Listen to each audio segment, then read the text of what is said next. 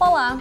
Uma glândula do sistema endócrino responsável pela produção de hormônios que agem no controle de diversos órgãos do corpo humano. Nós estamos falando da tireoide. De acordo com a Sociedade Brasileira de Endocrinologia e Metabologia, 60% da população brasileira terá nódulos na tireoide em algum momento da vida. No Conexão Saúde de hoje, nós vamos trazer mais informações sobre esse assunto. Para isso, recebemos um convidado aqui no estúdio. Está conosco Eduardo Guimarães Camargo, médico endocrinologista.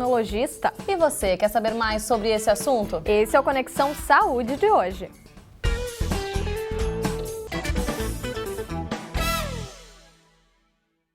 Você sabe qual é o papel da tireoide no organismo? Sabe qual é a importância dos hormônios que a glândula produz? A nossa equipe foi às ruas para verificar se as pessoas estão por dentro do assunto. Confira.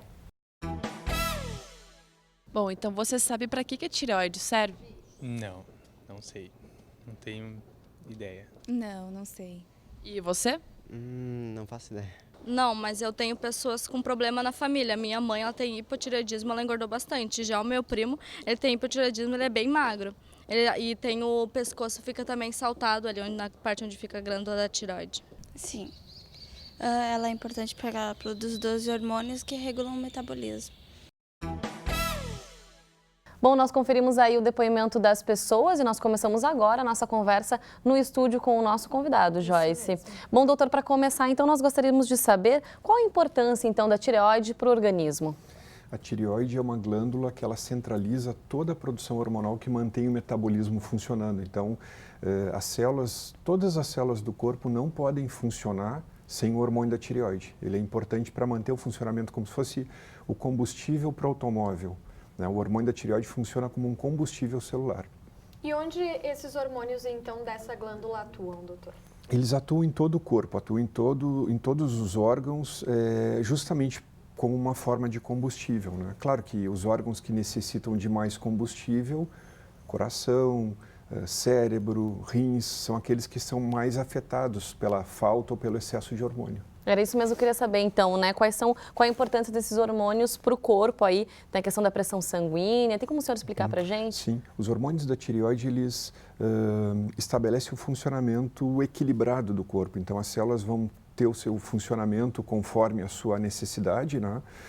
Se elas têm uma função, por exemplo, de produção de glóbulos vermelhos, a medula óssea tem essa produção. Sem o hormônio da tireoide, ela não produz glóbulo vermelho adequadamente. Ou então, a célula tem uma função muscular. A falta do hormônio gera mais cansaço, mais fraqueza, porque não está estimulando a musculatura. A gente sabe que tem muitas pessoas que têm problema de tireoide e acabam descobrindo aí bem tarde na vida já. Doutor, por que isso acontece? O problema mais comum da tireoide é o hipotireoidismo, né? A glândula ela produz menos hormônio e isso não é de uma hora para outra.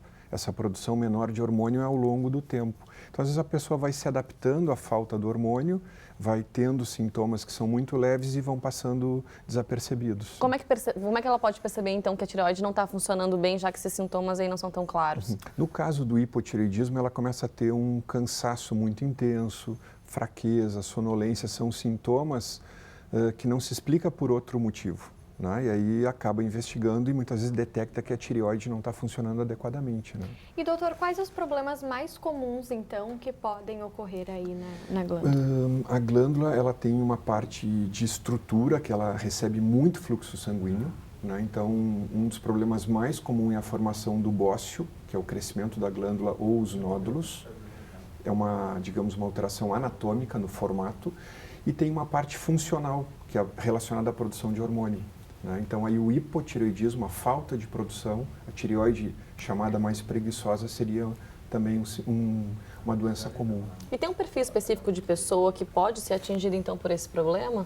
Geralmente são mais comuns em mulheres com mais de 45 anos e que têm história na família de doença da tireoide. Então tem a ver com a genética também? Tem a ver com a genética. Geralmente as doenças da tireoide, eu diria assim, 70% dos casos tem uma relação com a história hereditária, com a história genética. Então se a pessoa tem ali a mãe, a avó que tem esse problema, é bom ficar de olho? É bom ficar de olho. Geralmente se tem algum familiar próximo com problema da tireoide, há um risco maior. Bom, a decorrência é maior, então, em mulheres acima de 45 anos, mas a gente sabe que pode acontecer também em pessoas mais jovens, né, doutor? Pode acontecer. Aí a gente vai avaliando assim as doenças, por exemplo, o hipertireoidismo é muito comum em mulheres jovens.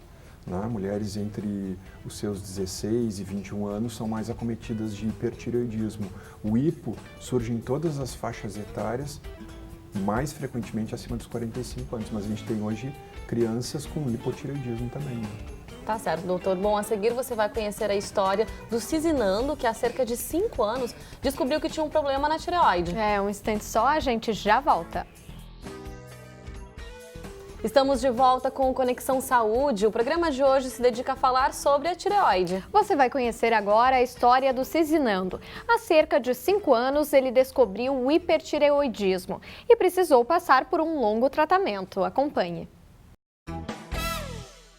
Meu nome é Cizinando, minha profissão é barbeiro e eu tive hipertireoidismo. A minha mãe teve problema na tireoide também, né? Eu acho que é hereditário, né? Passa de mãe para filho, de pai para filho. Muito suor excessivo, né? Eu parado, eu suava. Trabalhando no frio, eu suava. E comecei a perder muito peso. Fui investigado. Eu fui nesse médico, através dele a gente fez exame de sangue. Daí, através de um remédio que ele me deu, a gente começou o tratamento. O tratamento durou uma média de 6 meses. O primeiro tratamento que eu fiz com ele, né? Que era de 6 comprimidos por dia. Tinha que tomar 2 de manhã, 2 de meio-dia e 2 de noite.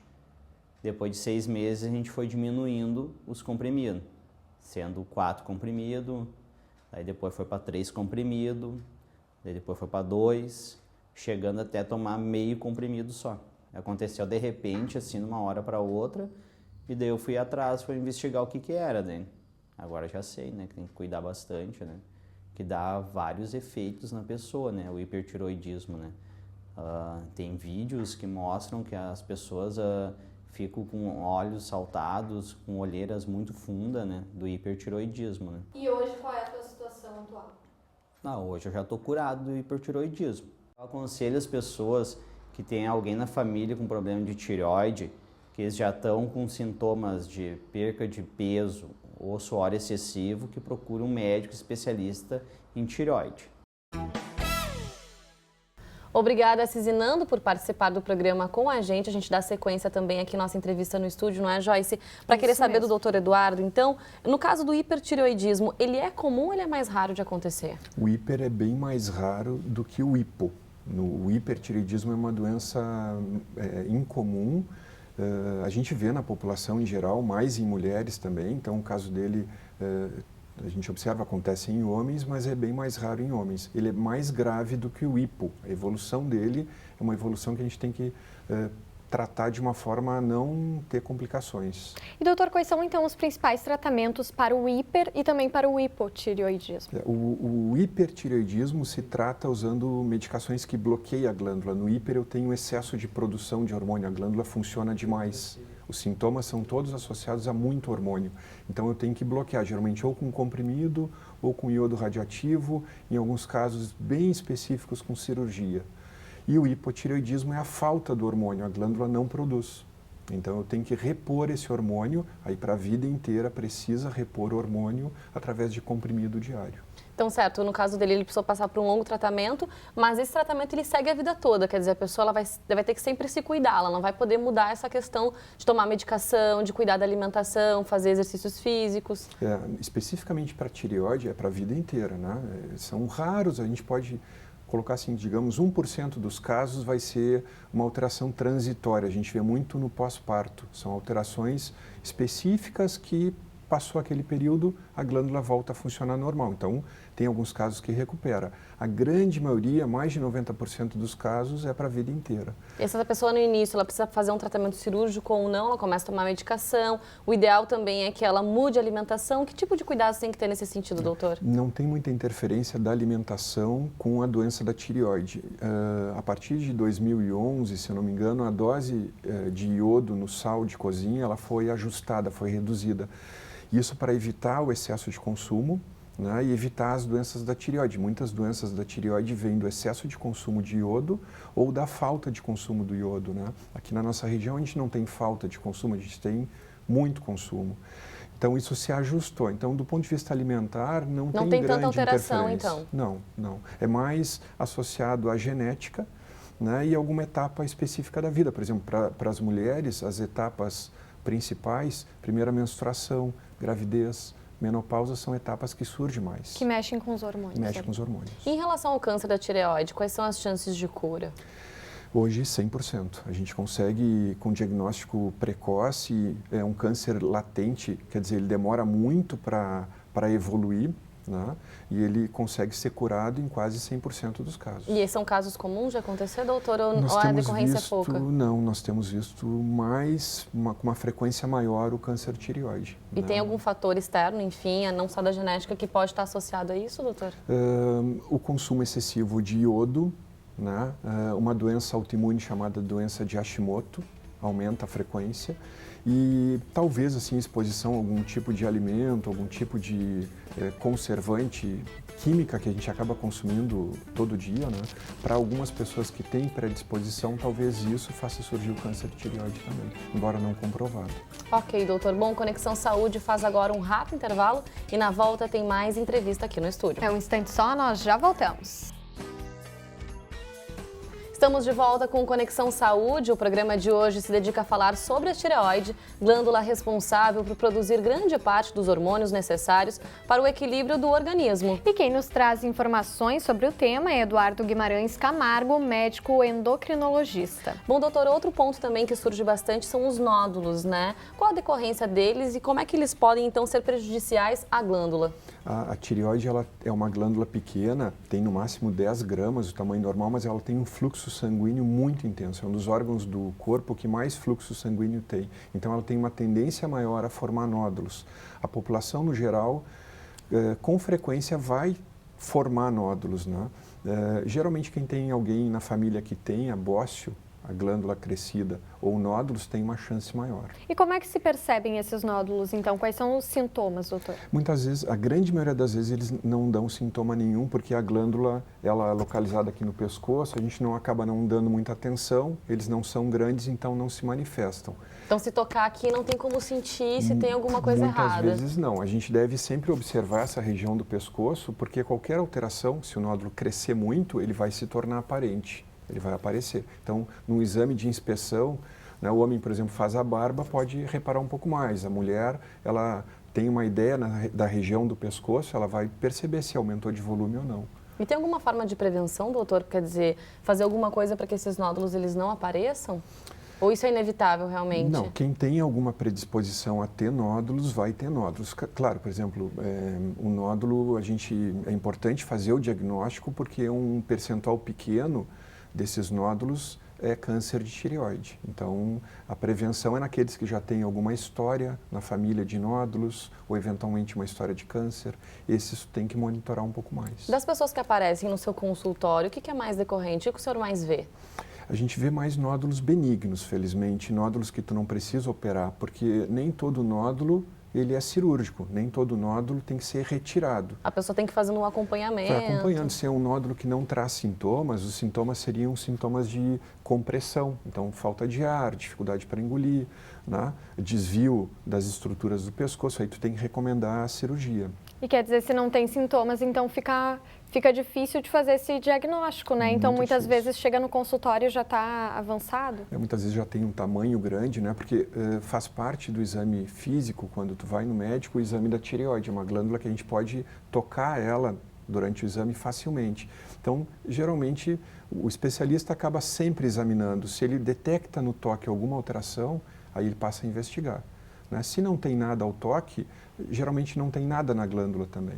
Bom, eu comentei no início da entrevista que muitas pessoas às vezes passam a vida toda com problema na tireoide, não sabem, descobrem lá no fim da vida realmente. Isso está mudando, doutor? Como é que o senhor percebe, até no que o senhor vê no consultório, quer dizer, as pessoas estão mais informadas sobre esse assunto? Sim, hoje os exames, tanto o exame da parte funcional da produção de hormônio, que é o exame de sangue, quanto a ecografia, né, o acesso melhorou muito a esse tipo de exame, então a gente faz mais diagnóstico.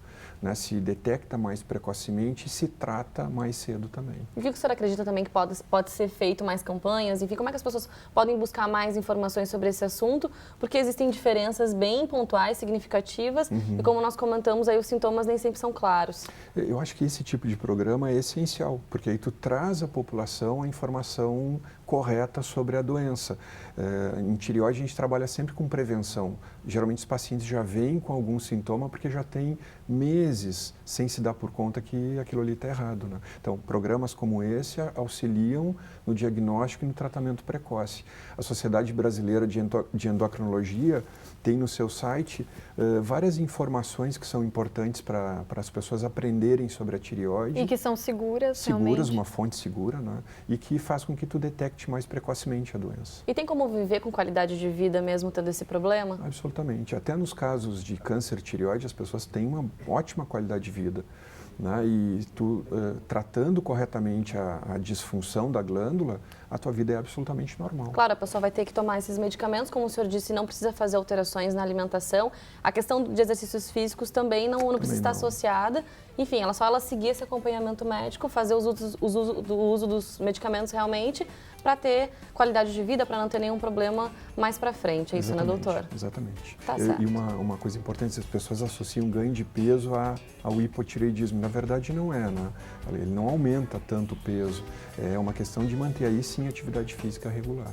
Tá certo, doutor. Bom, muito obrigada pelas informações. Obrigada. Até o próximo programa. Obrigada. Até a próxima. Obrigado. E Conexão Saúde de hoje fica por aqui. Para conferir esta e outras edições, acesse o nosso canal youtube.com/TV Rádio Unicinos. Até o próximo programa. Tchau.